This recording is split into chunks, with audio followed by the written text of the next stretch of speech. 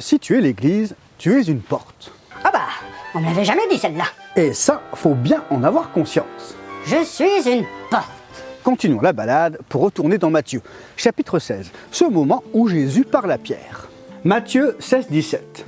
Tu es heureux, Simon, fils de Jonas. Attends, t'as pas dit qu'il parlait à Pierre? Si, mais Pierre est également appelé Simon, fils de Jonas. Il est aussi appelé Céphas à un moment donné. Il y avait à l'époque beaucoup de personnes qui portaient le même prénom. Donc pour être sûr de ne pas se tromper de qui on parle, on précisait toujours. Tu es heureux, Simon, fils de Jonas, car ce n'est pas une pensée humaine qui t'a révélé cela, mais c'est mon Père céleste.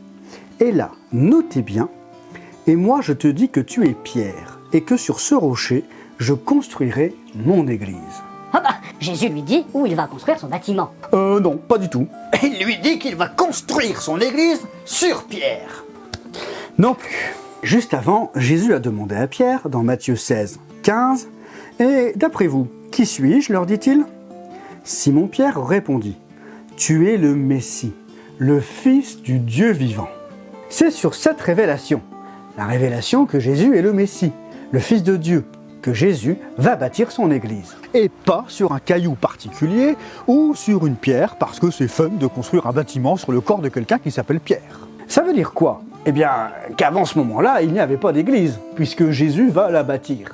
Et s'il n'y a pas d'église sur ce rocher, cette révélation de Jésus-Christ nous apprend qu'il n'y a pas de porte. Rappelez-vous, la porte, c'était quoi ? Le temple de Jérusalem, la maison de Dieu, maison de prière. À l'époque, le temple de Jérusalem était la porte. Et Jésus dit quoi aux pharisiens par rapport au temple ? Jean 2, 19, Jésus leur répondit « Détruisez ce temple, et en 3 jours, je le relèverai. » Alors, les Juifs se sont moqués de lui. Jean 2, 20, et les Juifs dirent « Il a fallu 46 ans pour construire ce temple, et toi, en 3 jours, tu le relèverais ?» Cependant, lui parlait du temple de son corps. Donc, Jésus est venu en chair, il est devenu la porte, puis il est parti. Il a envoyé son esprit. Qu'est-ce qui est devenu la porte ? Son corps, l'église, l'ecclésia. Donc, tel que tu es là, tu es une porte, un passage. L'église est la porte du ciel. Et Jésus va continuer ce qu'il disait à Pierre, Matthieu 16, 18. « Et moi je te dis que tu es Pierre, et que sur ce rocher je construirai mon église. Et les portes du séjour des morts ne l'emporteront pas sur elle. » Oh là là là là. Mais de quelle porte il parle là?